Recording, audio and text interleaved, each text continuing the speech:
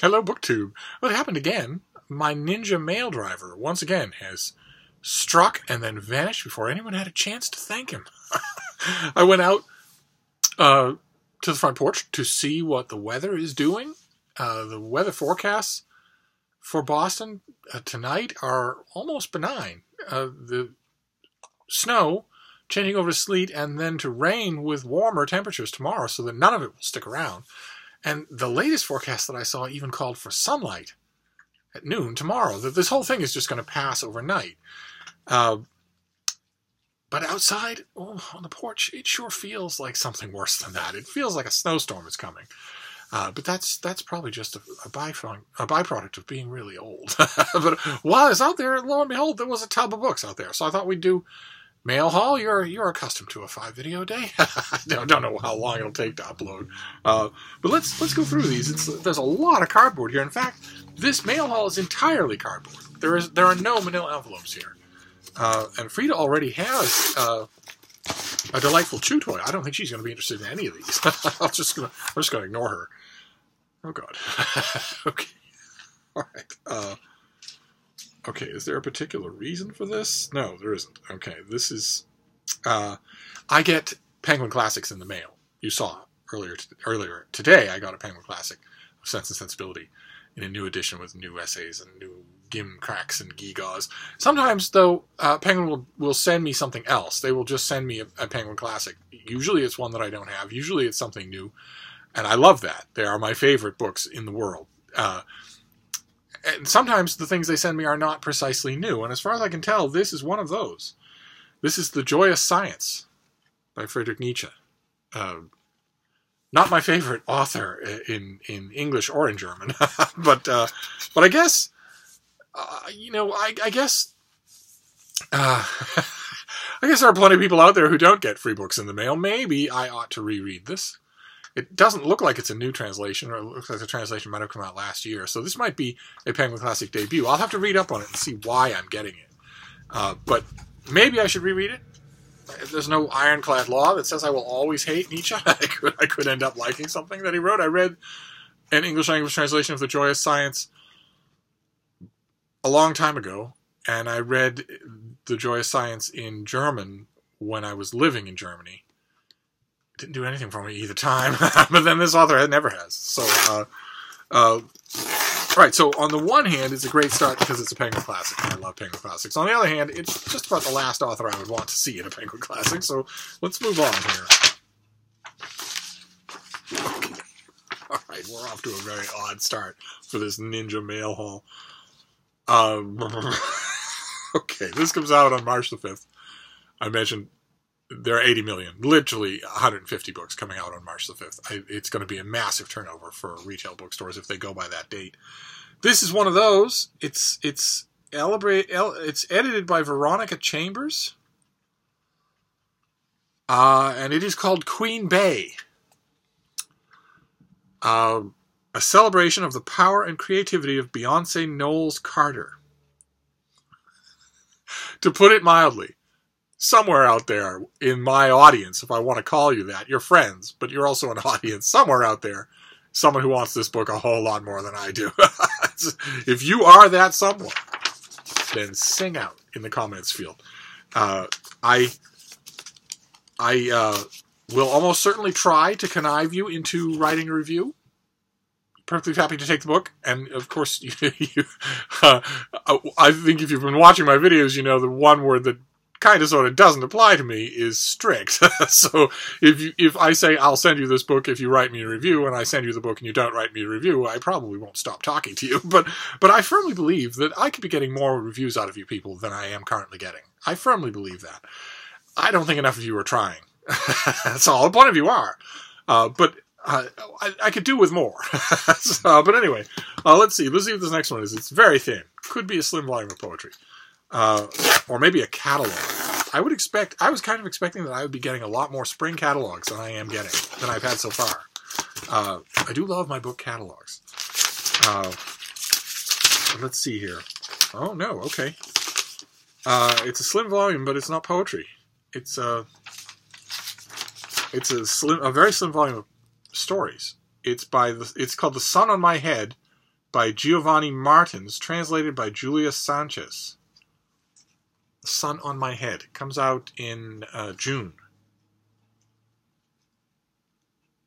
And it first appeared in Brazil in March of 2018. So that's not that long a lag. That's pretty nice. And it was an instant bestseller in Brazil. Yes, those of you in Brazil, do you know this person? He was an instant bestseller. Before long, rights for the book had been snapped up by publications across the globe. And movie rights sold. There's something movie-worthy in a collection of short stories? And the author is 26 years old. And it is being hailed as an unlikely literary sensation. Okay. Well, it's not going to take me any time to do. I won't crack it open until closer to June. But it's not a very big thing. All right. What a strange way to start this mail haul. Let's keep going. We've got a bunch of boxes at the end. So, oh no. Oh wow. Okay. What is this?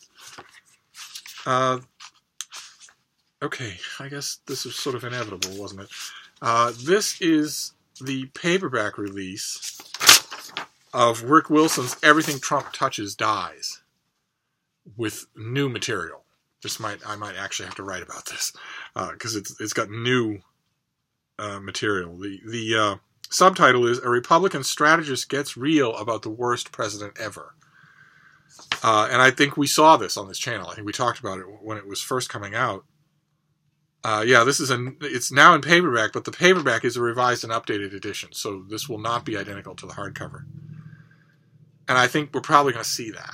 We're probably going to see that a lot. These authors are going to want to keep their books as relevant as long as possible, and that's going to mean augmenting the paperbacks because there's a new investigation, criminal indictment, enormity of improper behavior, obvious ethical scandal, virtually every day. So you have a lot of material in the 6 months between when your book first appears and when it comes out in paperback. You've got a lot of material you could add on. Okay, well, just from a masochistic point of view, I'm really hoping that when this happens, the new material is discreetly cordoned off from the rest of it, so I don't have to reread these books. I don't want to reread these books every single time.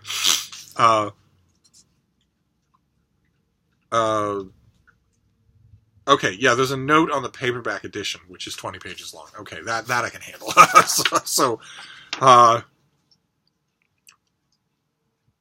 Okay, so this comes out at the end of February. The paperback of Everything Trump Touches Dies comes out at the end of February. I thought this was well done for a polemic.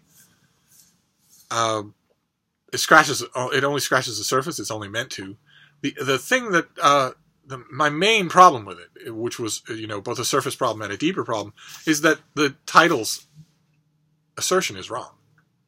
The title's assertion is obviously wrong. I wish that it weren't, but it is. And the book proceeds from there. So there's some interesting insights. This is a cottage industry that I was going to say we will have to get used to, but you don't have to read these things at all. You can ignore them. The cottage industry of the Trump books, I have to get used to. I have long since made my peace. In 2017, I made my peace with the fact that I cannot simply ignore these things. They're part of the book world. It's not just a question of editors sometimes asking me to write about them. It's that it's part of the time, so I can't just ignore them, much though I would like to. But I don't know where I'm going to draw the line on rereading. Knowing what's in them is one thing. I don't know. I'll have to figure that out. I hadn't actually thought about that because I don't think we've seen a paperback so far of any of them. Fire and Fury will be up next, I'm sure. But anyway, let's look at the boxes and see what we have here. We'll hope that there are no duplications. I have my spidey sense is not going off, and with boxes it should. And one of the reasons would be that there are duplications in here. Okay, the first one is from Oxford. Oh, okay. I think we saw the advanced copy of this. Wow, that's a little bit rare. I usually don't get Oxford finished copies. They just forget.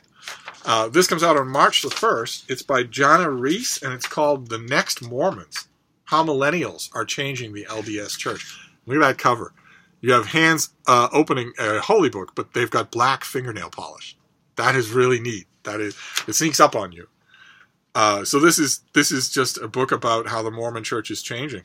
The number of young adult Mormons who are leaving the Church of Jesus Christ of Latter-day Saints appears to be rising sharply, according to a new study.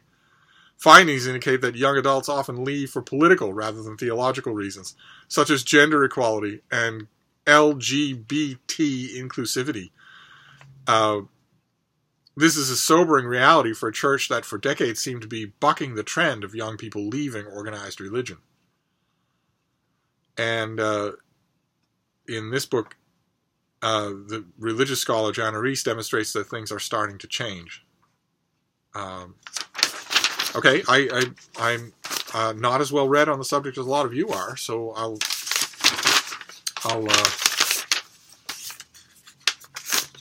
read this, of course, because I try never to miss an Oxford book. But again, as with the Queen Bey book, I have a feeling there are people out there who are listening who would get a lot more out of this than I would, and who might want to review it. Well, let's see. Let's see what this next one is. This be another Oxford book? No, this is Princeton. Oh, fantastic. Oh, great. I didn't think I was going to get a hardcover copy of this. Fantastic. Okay, this comes out on March 19th, so it's not the 5th. It's a tiny little thing. It's by Robert Alter, and it's The Art of Bible Translation by one of the greatest people who've ever done that.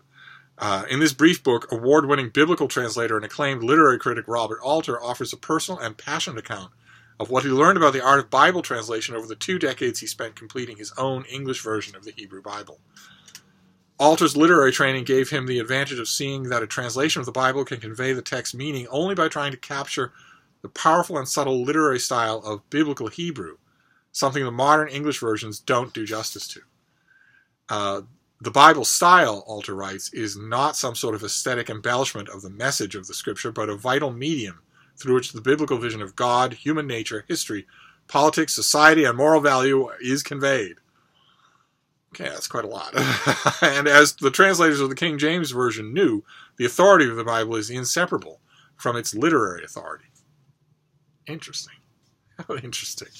I don't believe that for a minute. I don't believe that for a minute. The Bible has, it hasn't always had enormous authority over people who couldn't tell its literary authority from a cow in a field. I wonder what's meant by that. I'll have to find out because I haven't read the book. So and then the last one. We'll do this last one here. Ninja Mail Haul. Good Lord! If these weather forecasts are correct, then tomorrow might be. I thought tomorrow was going to be a washout, but a lot of the latest weather forecasts are predicting sunlight by noon and 40 degrees Fahrenheit, which is certainly clement enough weather so that I expect all of my carriers to come knocking at my door. so we shall see. We'll find out together. Fantastic. Okay, this is also from Princeton. I never got an advance copy of this, but I have been talking to people who have been reading in it, who are impressed, who like it. So I am favorably disposed. This comes out, of course, on March the 5th. God help us. When I do my March shelf, I'm probably going to do my March shelf this weekend. And it's just going to be a disaster. Just a disaster. The first week, March the 5th, is the release date for almost all the books that are coming out in March that I know anything about. But this is by Roy Fleckner, and it is St. Patrick Retold. A new book about St. Patrick that just digs into him, into the legend, the actual history. St. Patrick was, by his own admission, a controversial figure. Convicted in a trial by his elders in Britain and hounded by rumors that he settled in Ireland for financial gain, the man who was to become Ireland's patron saint battled against great odds before succeeding as a missionary. St. Patrick Retold draws on recent research to offer a fresh assessment of Patrick's travails and achievements. This is the first biography in nearly 50 years to explore Patrick's career against this background of historical events in late antique Britain and Ireland. Great. Fantastic. I know 3 people who are reading this. One of them is commissioned to review it. And all 3 they don't know each other, and all 3 have commented that the thing that's striking them the most is the author's literary chops. That the author really, really does a good job. It's just not, you might think that's a sine qua non, but no, that you could write a book like this without having an eloquence of style yourself. And all the people that I know who are reading this say that's not the case. So I'm looking forward to it. And it's the very first week of March, so it can easily go on my current reading. It can easily go right alongside the books I talked about earlier today. Probably will. So there you go. That didn't end up being so bad. So we have St. Patrick Retold. We have The Art of Bible Translation, great, by the great Robert Alter. We have The Next Mormons, the new changes in the Mormon Church, designed, I would assume, to retain young readers or young members. Then we have a paperback of Everything Trump Touches Dies. The Sun on My Head by Giovanni Martin sounds like it's a runaway success for the young author. Queen Bey. I don't, to the best of my knowledge, I have never heard a Beyonce song. I certainly couldn't pick one out on the radio. So if you are a big Beyonce fan and you might like to have this book or write about it or both, let me know. And a Penguin classic of The Joyous Science by Friedrich Nietzsche. I'm going to have to figure out why I got it and what I'm supposed to do with it. But it's always nice to get a Penguin in the mail anyway, and here's hoping.